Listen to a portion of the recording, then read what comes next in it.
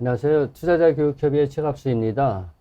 오늘이 금년도라서 벌써 5개월이 지났거든요. 이제 5월 말쯤 됐기 때문에 하반기 국내외 경기 전망이 어떻게 흘러갈지, 또 주식시장은 어떻게 흘러갈지 오늘 한번 알아보는 시간을 갖도록 하겠습니다. 제가 최근에 여의도 자주 가는 그 콩국집에 있는데요. 가봤더니 거기가 좀 오래돼서 장사가 잘 되는 집인데 그 콩국수 한 그릇 가격이 13,000원 올랐더라고요. 요새 시중에서 돌아가는 물가 동향을 보게 되면은 물가가 오르는 게 아니고 날아가는 듯한 그런 느낌을 받고 있습니다. 오늘은 두 분의 그 컬럼니스트를 모셨는데요. 이종호 수석 이코노미스트님 모셨습니다. 네, 안녕하십니까. 그리고 신영증권의 김학균 리서치 센터장님 모셨습니다. 안녕하세요. 네, 안녕하십니까. 오늘은 이제 5월 말쯤 됐기 때문에 하반기 증시 전망 분야를 따르게 앞서가지고서 경기 쪽을 한번 알아보려고 하는데, 네. 그 미국의 연준이 연착륙을 자신하고 있거든요. 근데 또 민간 전망 기관들은 이게 경착륙의 전조가 아니겠느냐 하는 분석도 있고 하는데, 전문가 분들이 보시기에는 하반기부터 그 내년까지의 대내외 경기가 어떻게 흘러갈 것인지, 먼저 이종호 센터장님 말씀해 주시죠. 일단 하반기 경제가 국내 모두 다가 좀 그 둔화될 가능성이 높다. 이렇게 이제 보는 게 맞겠죠. 왜냐하면 그냥 우리 단순하게 생각해 보면 그 물가가 높아서 그 물가를 잡기 위해서 금리를 인상하고 했었는데, 금리를 인상하고 하게 되면 그에 따라서 여러 가지 부수적인 효과들이 굉장히 많이 나오거든요. 네. 그 부수적인 효과의 가장 대표적인 것이 경기 둔화 이 부분이니까 당연히 이제 하반기에 그에 따라 그런 부분들이 있다라고 봐야 될 것 같고, 그 다음에 과거의 경우를 보더라도 그 물가가 굉장히 높고 한 1년 정도 지나고 나면 그 다음부터 경기가 본격적으로 둔화되기 시작하는 것이 일반적인 형태였었습니다.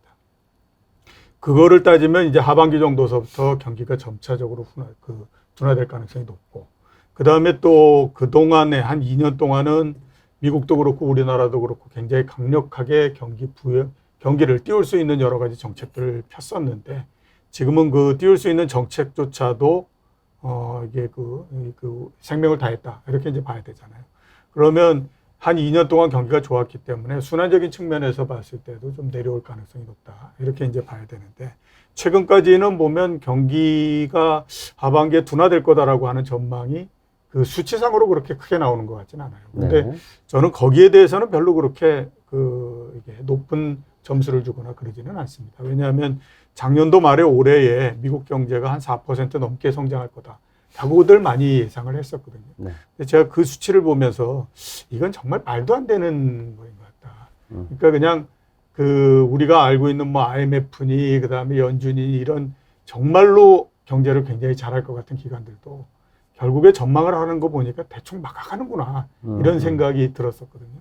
근데 지금 보면 뭐 4%는 꿈의 숫자인 것 같고, 그렇죠. 그다음에 점점 내려오고 있는데, 이런 측면에서 봤을 때에 선진국 전체적으로 올해 하반기 정도 되면 경제 성장률이 1%대 정도로서 내려올 가능성도 있고, 네. 우리나라도 1에서 2% 정도로서 성장이 둔화되지 않을까 이런 예상을 지금 해보고 있습니다. 지금 센터님 말씀을 정리를 해보면은 이제 하반기 경기도 그렇게 좋게는 안 보시는 것 같고, 예. 그 다음에 4% 정도의 숫자는 이제 꿈의 숫자가 아니겠느냐. 통상적으로 한 1, 2% 정도 이렇게 좀 내다보셨습니다. 김학규 센터님 어떻게 보시나요? 네, 저도 이제 인플레이션이란 게 이제 물가가 올라가는 건데, 네. 앞서서 이제 콩국수 말씀하셨는데, 사람들이 갑자기 콩국수를 많이 먹어서 가격이 올라간 게 아니고 뭔가 이제 원가가 올라간 거거든요. 그렇죠.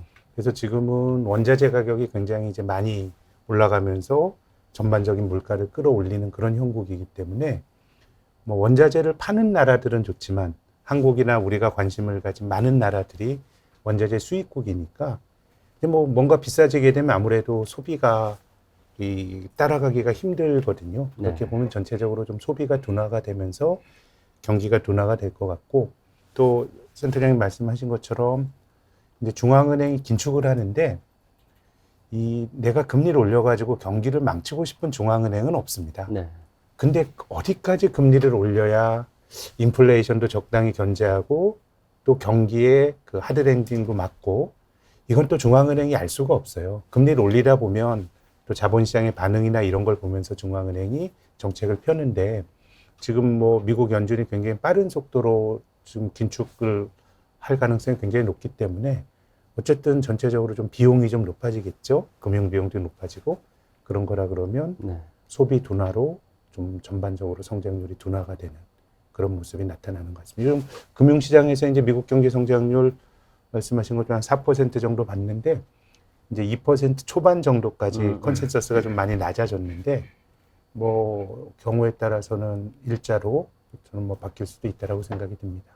두 분의 말씀을 정리를 해보면은 그 연초에 예상을 했던 4% 숫자는 이제 거의 달성하기 힘들다고 보고 잘해야 1, 2% 정도 되지 않겠느냐 이렇게 정리가 될 수 같습니다. 그 다음에 인플레 문제를 다시 한번 또 들어가 봐야 되겠는데요. 인플레 문제가 요새 그 주변에 제 후배가 그런 얘기를 하더라고요.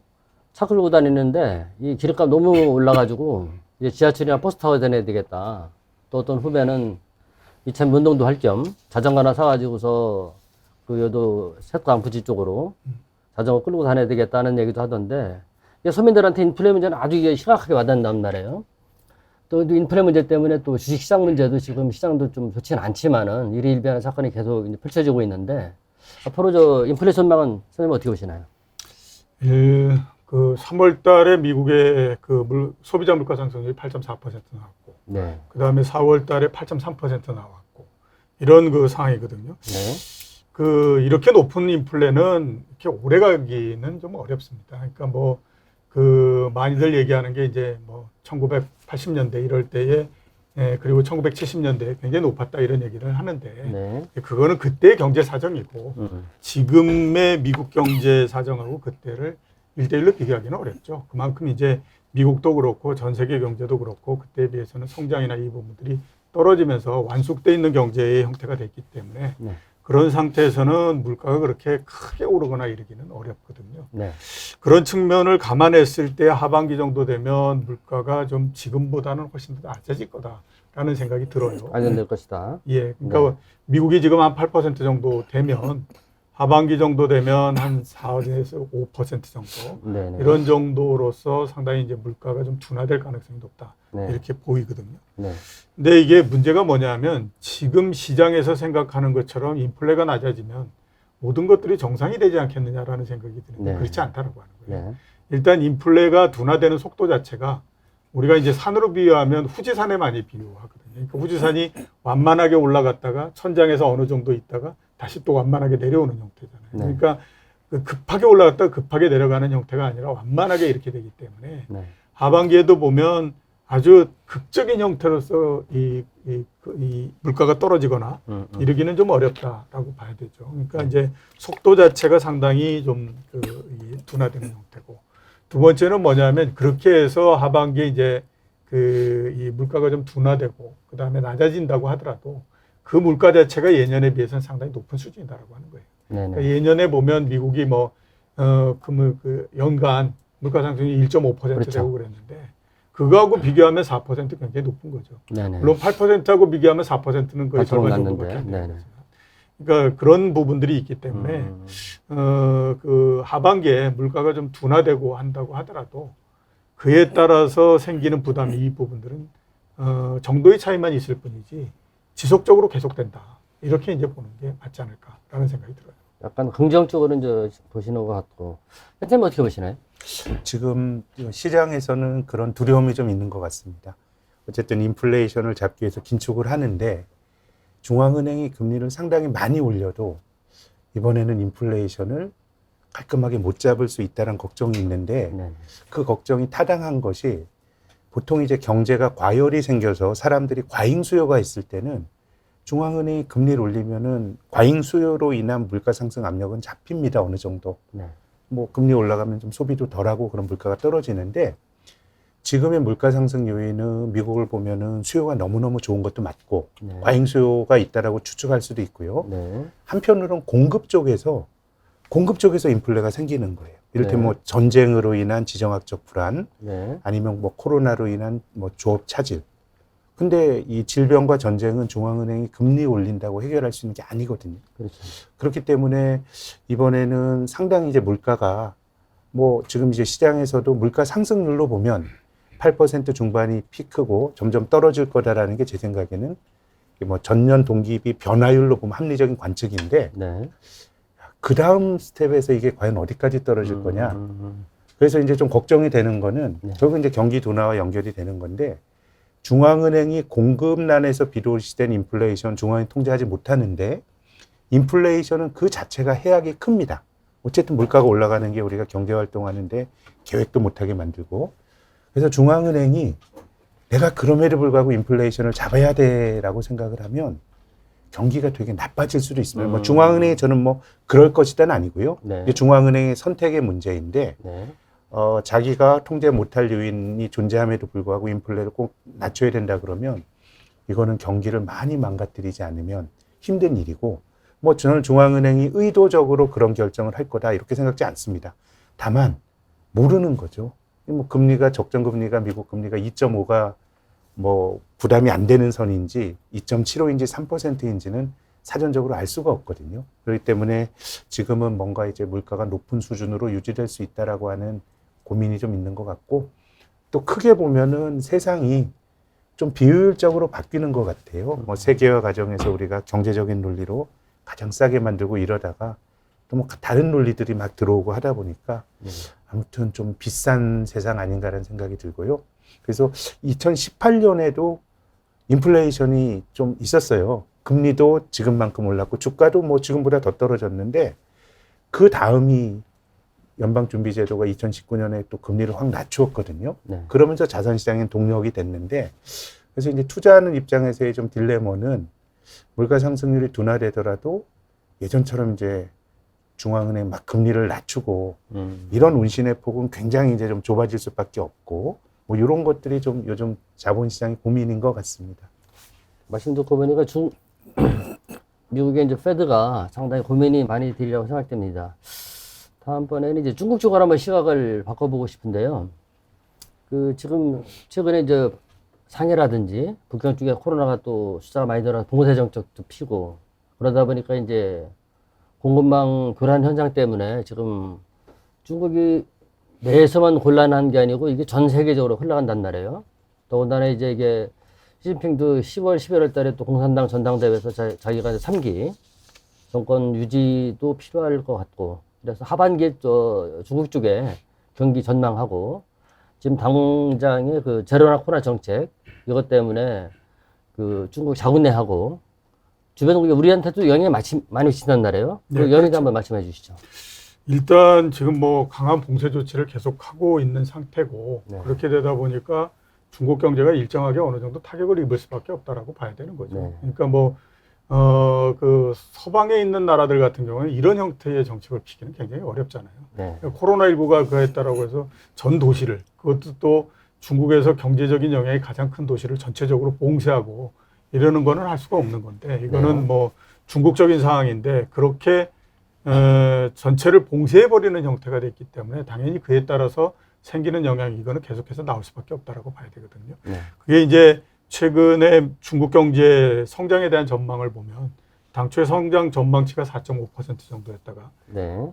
최근에는 보면 4.0% 정도로서 계속해서 이제 떨어지고 있는 상태입니다. 네. 네. 그거는 이제 제로 코로나 정책에 의해서 경제가 전체적으로 제자리를 못 잡는 형태가 되니까 당연히 그에 따라서 내려올 수밖에 없다라고 봐야 되고요.